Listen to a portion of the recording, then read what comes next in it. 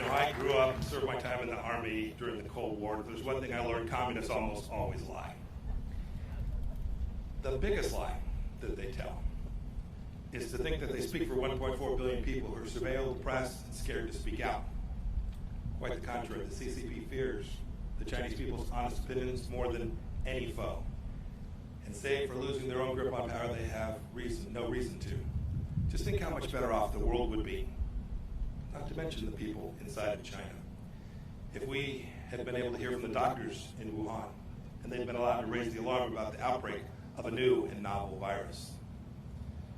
For too many decades, our leaders have ignored, downplayed the words of brave Chinese citizens and warned us about the nature of the regime we're facing, and we can't ignore it any longer.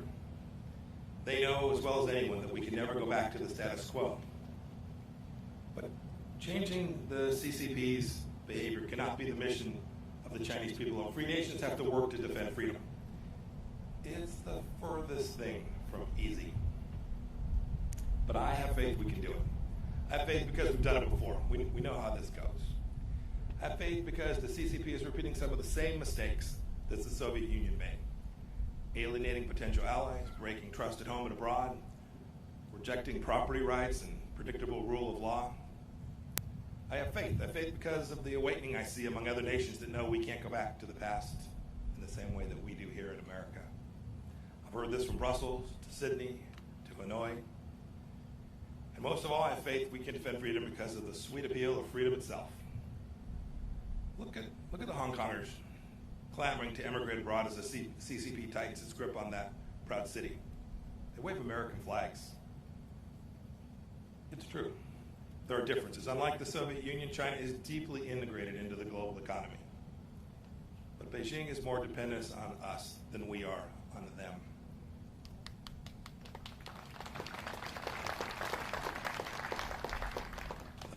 I reject the notion that we're living in an age of inevitability, that some trap is preordained, that CCP supremacy is the future.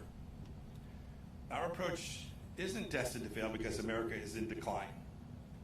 As I said in Munich earlier this year, the free world is still winning. We just need to believe it and know it and be proud of it. People from all over the world still want to come to open societies. They come here to study. They come here to work. They come here to build a life for their families. They're not desperate to settle in China. It's time. It's great to be here today. The timing is perfect. It's time for free nations to act. Not every nation will approach China in the same way, nor should they. Every nation will have to come to its own understanding of how to protect its own sovereignty, how to protect its own economic prosperity, and how to protect its ideals from the tentacles of the Chinese Communist Party. But I call on every leader of every nation to start by doing what America has done, to simply insist on reciprocity, to insist on transparency and accountability from the Chinese Communist Party. It's a cadre of rulers that are far from homogenous, and these simple and powerful standards will achieve a great deal. For too long, we let the CCP set the terms of engagement, but no longer. Free nations must set the tone. We must operate on the same principles. We have to draw common lines in the sand that cannot be washed away by the CCP's bargains or their blandishments. Indeed, this is what the United States did recently when we rejected China's unlawful claims in the South China Sea once and for all, as we have urged countries to become clean countries so that their citizens' private information doesn't end up in the hand of the Chinese Communist Party. We did it by setting standards. Now, it's true, it's difficult. It's difficult for some small countries. They fear being picked off. Some of them, for that reason, simply don't have the ability or the courage to stand with us for the moment. Indeed, we have a NATO ally of ours that hasn't stood up in the way that it needs to with respect to Hong Kong because they fear Beijing will restrict access to China's market. This is the kind of timidity that will lead to historic failure. And we can't repeat it. We cannot repeat the mistakes of these past years.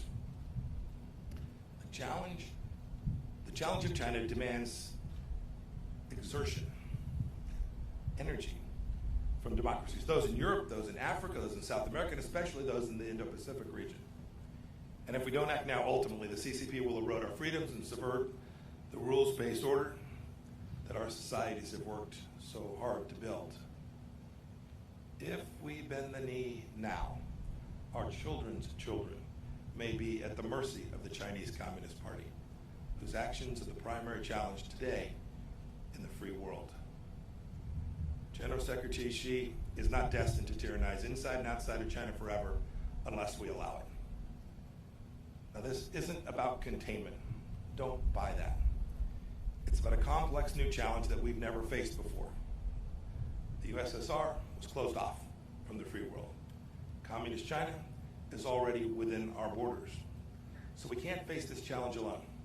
The United Nations, NATO, the G7 countries, the G20, our combined economic, diplomatic, and military power is surely enough to meet this challenge if we direct it clearly and with great courage.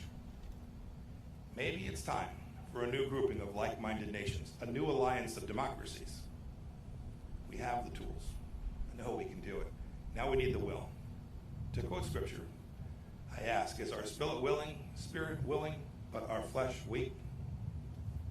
If the free world doesn't change, communist China will surely change us.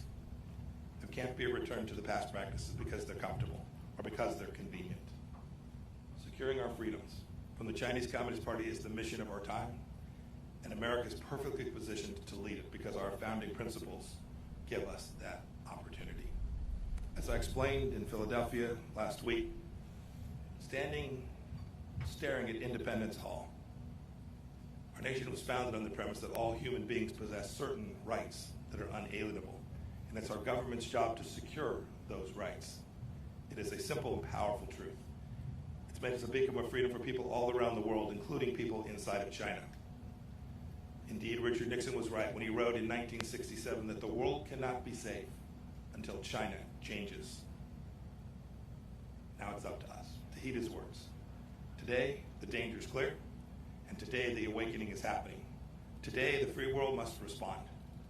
We can never go back to the past. May God bless each of you. May God bless the Chinese people. And may God bless the people of the United States of America. Thank you.